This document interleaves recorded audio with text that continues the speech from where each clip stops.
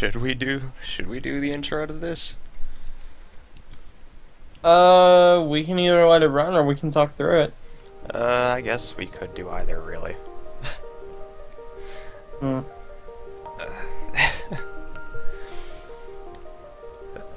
What do we do in this situation? Oh no! We're starting a brand new thing and we don't know what to do. Sounds familiar, right? Ow.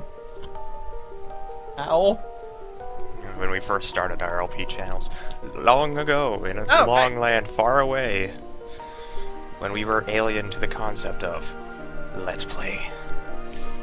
Oh no, not Let's Playing. That's completely unheard of. No, back in 2009, Let's Playing was pretty new. Fair enough. But, I mean, like, there was no capital to it. People just did it, and people got popular for it. And then, you know, some people And we're learned just to- doing it now. We're not probably gonna get popular for like a couple of years. Yeah, no, we're not gonna get popular at all. Nope. Mhm. Optimism, everybody. Yep.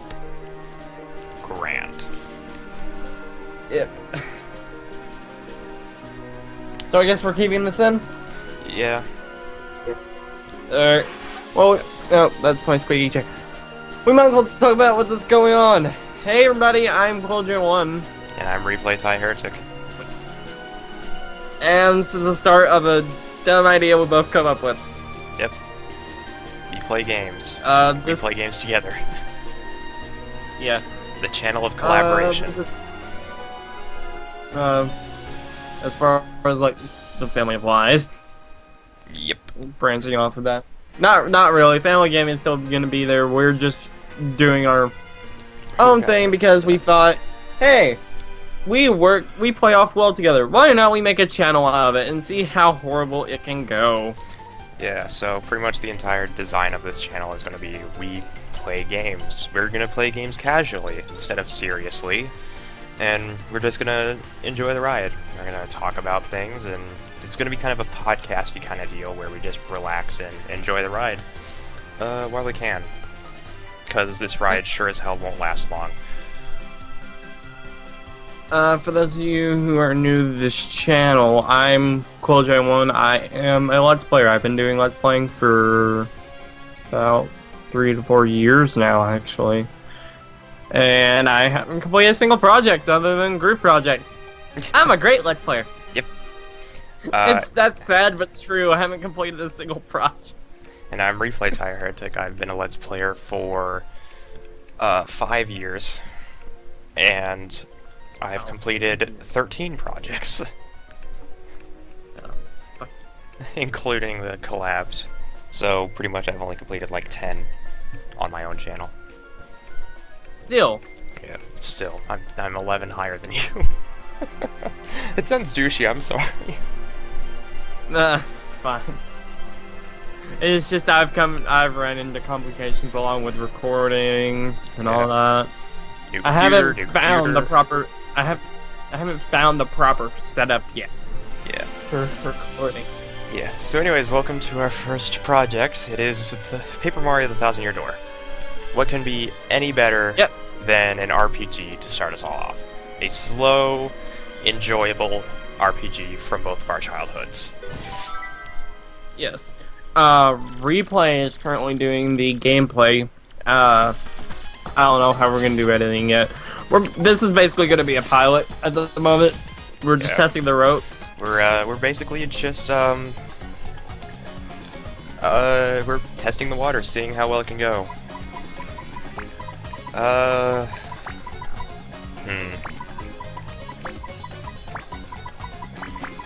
What? Who fun it? What? Why not? Okay. The name doesn't show up anyways in the game. I don't get the context of that, but okay. I don't know either. What was that? I don't know what that was. Did you like squish like a watermelon or something? No, that was what is it? A Foley, I think it's called. Holy. Yeah, like you know how like some movies have Foley effects, where it's like Oh, okay. yeah. Anyways, if you've ever played the first Paper Mario, this is pretty much the same intro. Except that everything looks better and more modern. Because we're playing this on the Wii. Yes, except that I don't have progressive scan on because I'm not using component cables because XSplit doesn't like Hopog. Oh, you'll be fine. Ah! Oh, going off! That's the text that's the text from like someone you know that knows you're doing this, and they're like, "No, don't do this. You're too young. This is a bad idea." Nah, it's just no. I'm not even gonna talk about it. No, I'm gonna leave it there. Leave the people wondering. Now my phone's on silent. The funny thing is that Paper Mario has kind of aged well. It's aged very well as far as RPGs go. Yeah, it's the franchise up until Super Paper Mario was like the typical turn-based RPG with an action-driven battle system.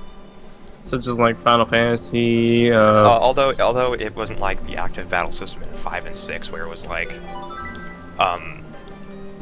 it was more like you had the ability to act during an attack, where a lot of games didn't really do that. The first game that actually did that, as far as I know, was Super Mario RPG, which is the precursor to the Paper Mario games. Yeah. I believe like there weren't a lot of RPGs out other than Final Fantasy and some other obscure games. Like I believe was Yes out before Thousand Year Door? I think Ys was out. Yeah, the Ys was out around like the early '90s, I think. I don't think America got it before then, though. Yeah, definitely not. I need my stopwatch. There. Yeah, We've been going for about maybe 5 minutes. Yeah, so I was thinking 5 minutes. Hey, look, our boat has arrived. My boat. My boat. My boat. Don't worry. And don't worry. Don't you worry. The thing is that Paper Mario: The Thousand Year Door had a lot more creative entity to it with the paper concept. Wherein in Paper Mario they kind of just had a couple of like funny little jokes about the fact that Mario is in fact paper. And then Thousand Year Door, I guess we won't spoil it because it's coming up soon. But they do a lot of mechanics based on paper. They made very heavy use of the engine. Like they tore it apart. I don't remember if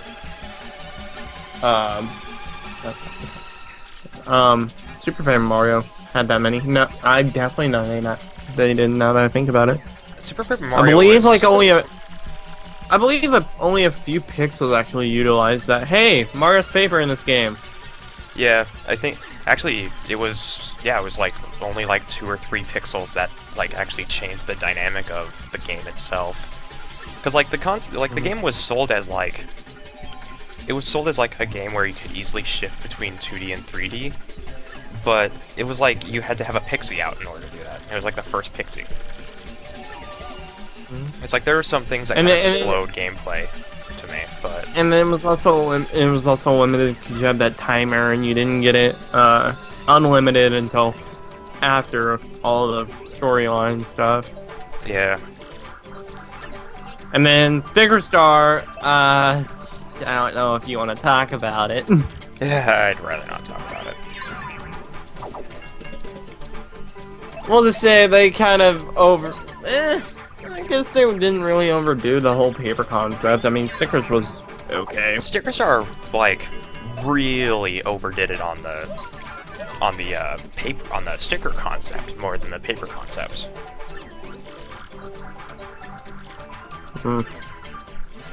I wouldn't really know because I'm stuck in an area and I don't know how to get through it because I gotta find something and I don't know where it is.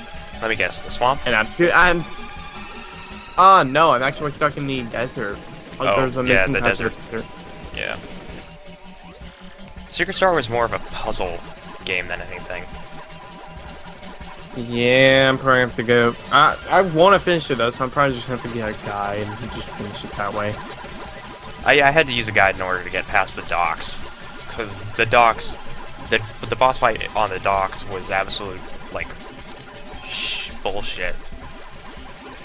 Because, like, in order for you to actually beat the fight, you needed at least 2 different things, and you need to get stickers for those.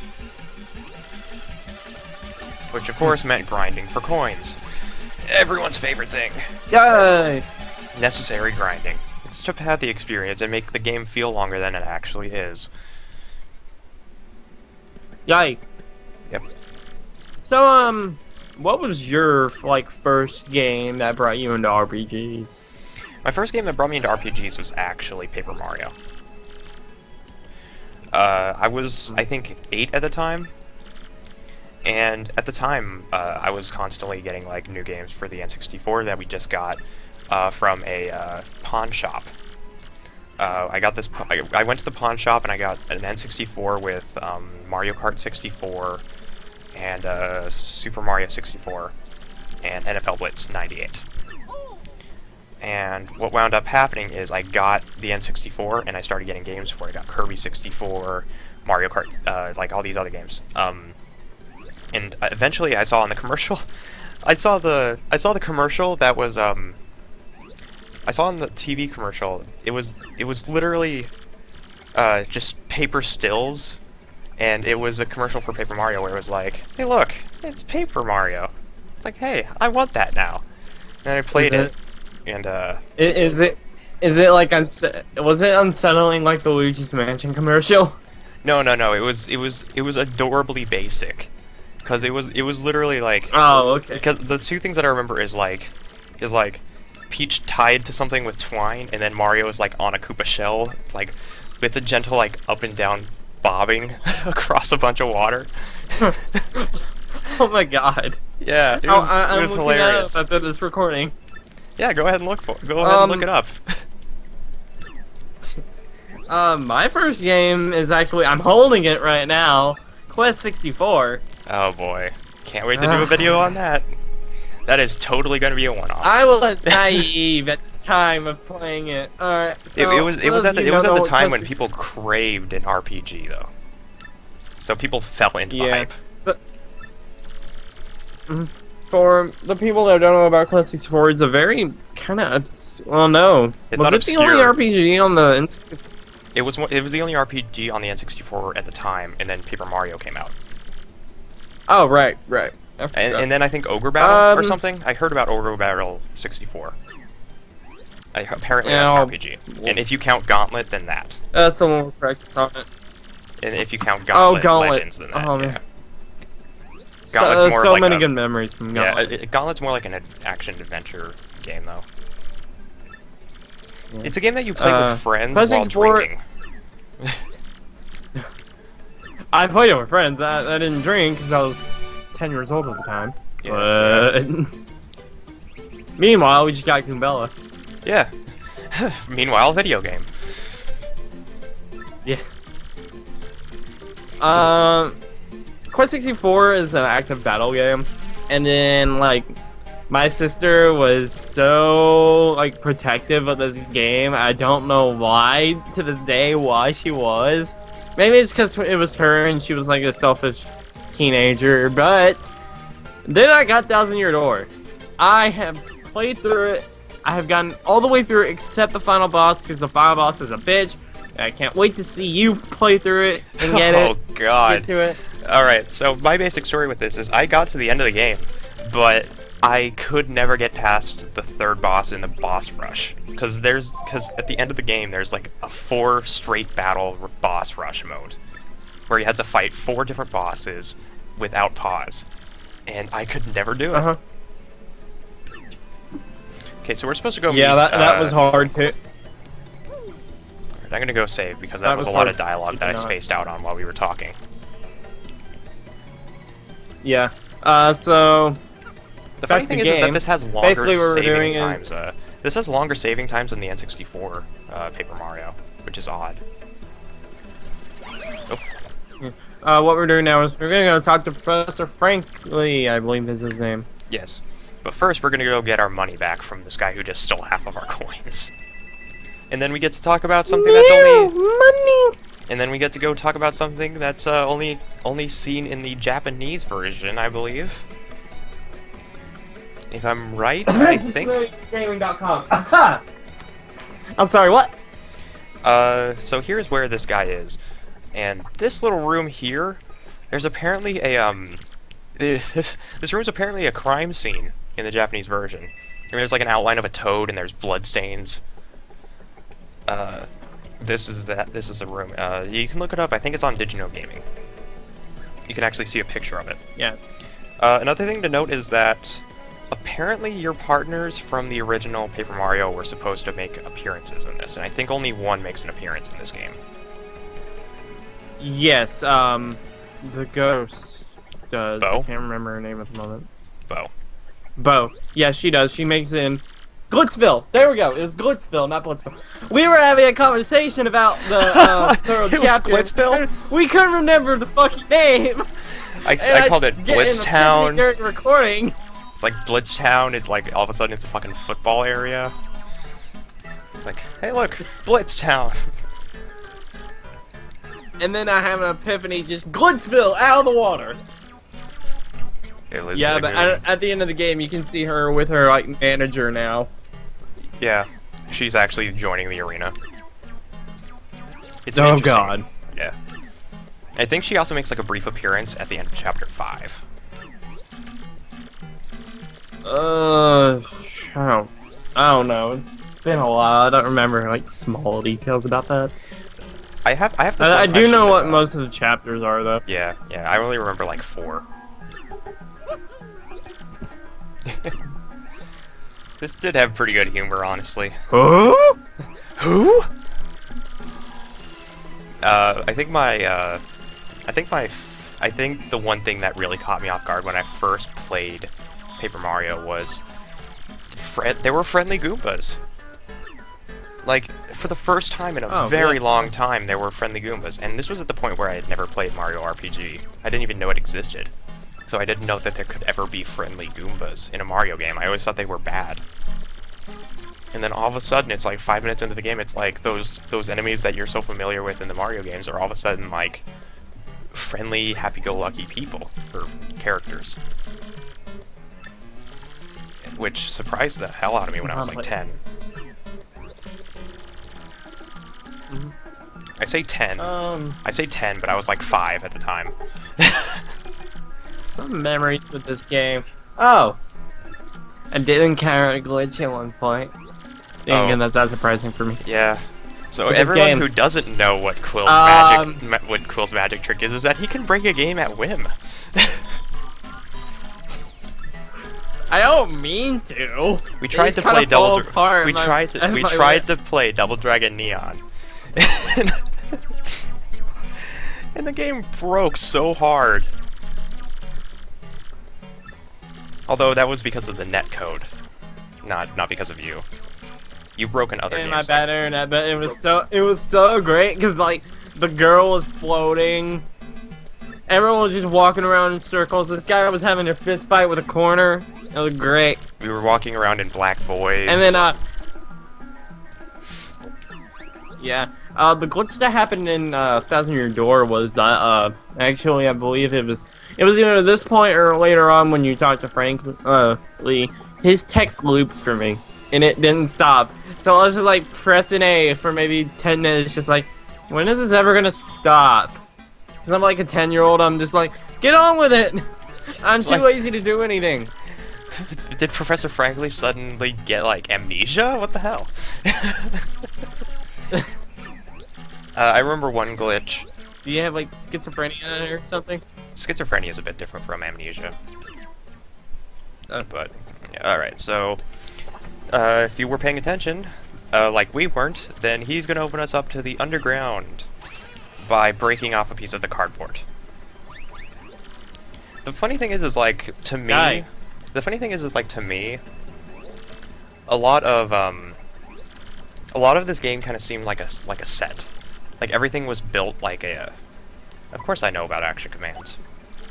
Well, yes, I'm good. I'll explain these. Trust me, frankly. Yeah. Oops. Yeah, it's not that. It's not warranted a tutorial, but it is kind of. They tell you about audiences, I think. No, they tell you about audiences here actually. Oh yeah, they do. Like to me, this entire game kind of felt like everything was like a really neatly detailed set piece. Like everything kind of felt like it was meant to be there, and it's even more proclaimed in the battle scenes where it's actually a set. Like you're on stage fighting, and then like set pieces can fall off and hurt you. I thought it was a really awesome concept. Even in the main world, like the those walls, they were crumbling. They kind of look like sets. Yeah.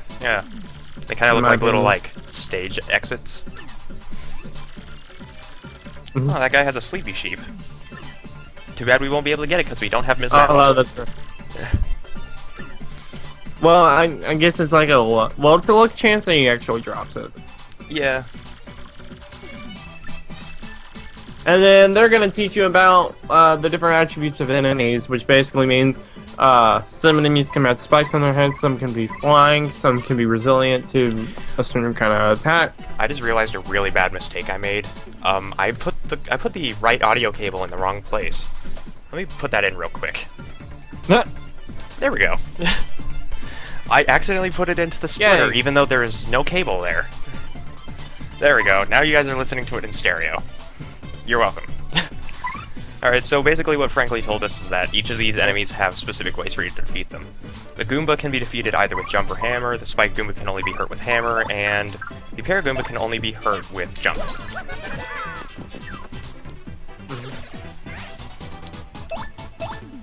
And I probably would have switched to Goombella and used her bonk on that first enemy and then hammer on the Spike. But that's me. The good thing about the Paper Mario series is it's very loose-ended, so you can do a lot of different strategies that people may not. Yeah, you can. Yeah, they give you the freedom to allow you to change what you want to do. Alright, I'm gonna make her defense. I've been trying to throughout nail the game. the You will super get party dodge. It's like so. Yeah, throughout the game you'll get. Sorry, Skype's kind of a little bit laggy at the moment, so we're kind of stepping on each other's toes. Yeah. Because we're not actually you'll get different party members throughout the. See? Yeah. Sorry. I'll finish what I'm saying, then you can go ahead.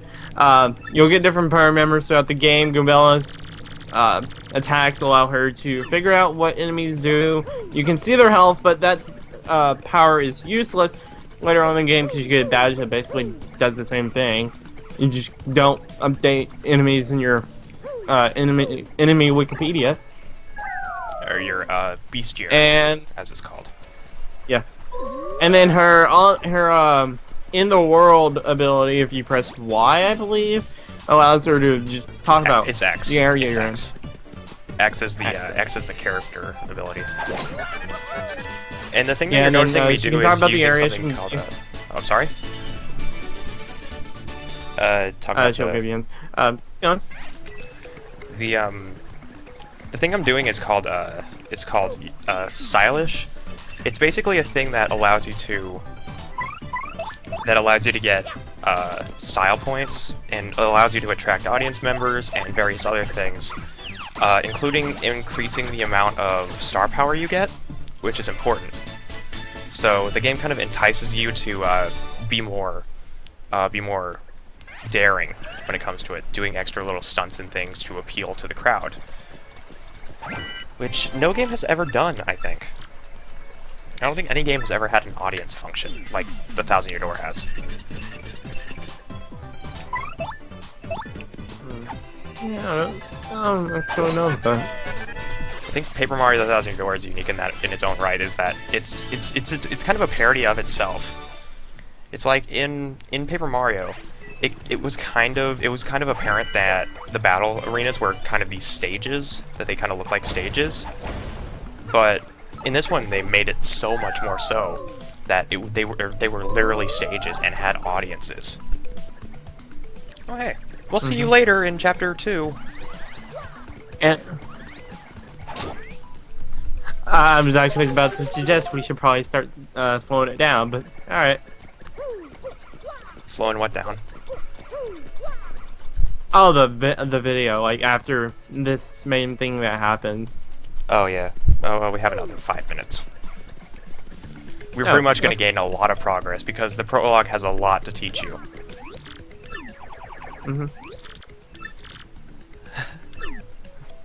And I'm sorry for those of you who've already played the game. These first couple episodes is gonna just be tutorial stuff and prologue information. This game does teach you a I'm lot. pretty sure we're gonna have many a good time. Yeah, we're gonna have a great time watching me suck at a game.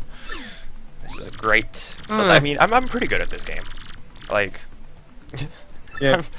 like I don't know. It was either this or Mario and Luigi. So, and I'm not very good at Mario and Luigi.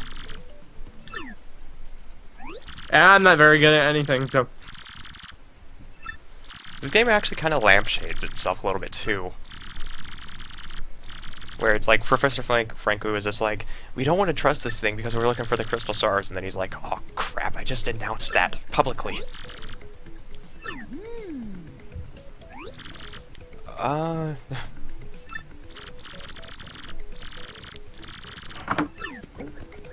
don't remember where the black key is already.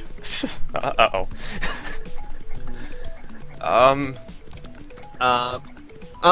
Fall back behind the. Never mind. Oh, okay. Go I back see up it. the stairs.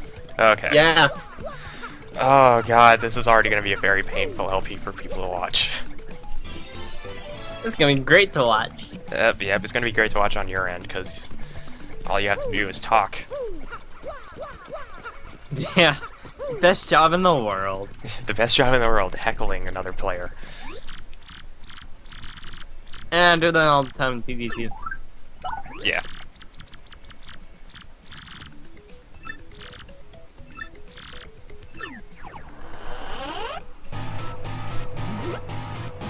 Oh no, we're cursed. How did this happen? Oh no.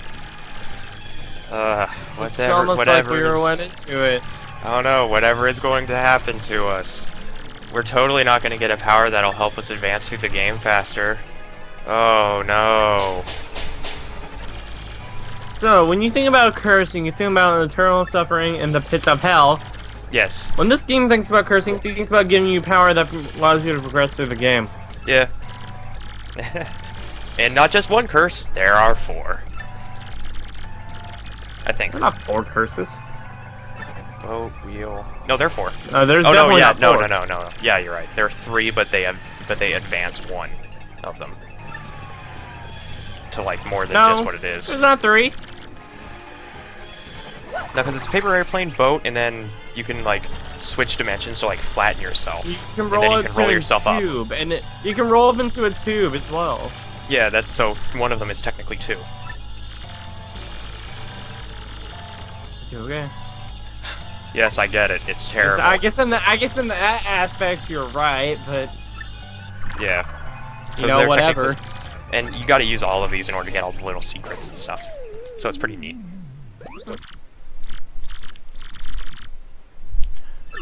That guy's beef was And giving it's us powers. not like they're out. It's not like they're out of your way. They're fairly easy to It's get. like, oh wow, I wonder what I need for this.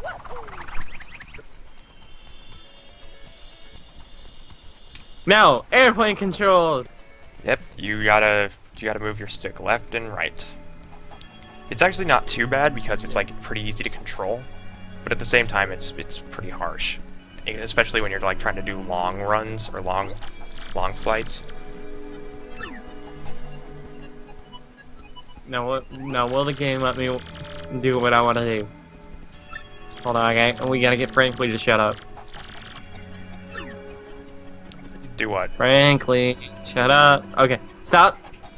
We'll see you guys in the next part when we figure out what's gonna go on in here. Even though Frankly has pretty much said it, and we just been ignoring him. Yeah. What were we doing here? We'll see you guys. Is something over here? Do Do we need to go somewhere? Guys, you see this fucking thing? You guys stand on the pedestal. You guys see this fucking thing? What? Its power is strong. It's almost like it wants me to jump onto it, but I can't. I have limits. We'll do it. We'll do it next episode. We'll see you guys on Licorn Gaming, I think.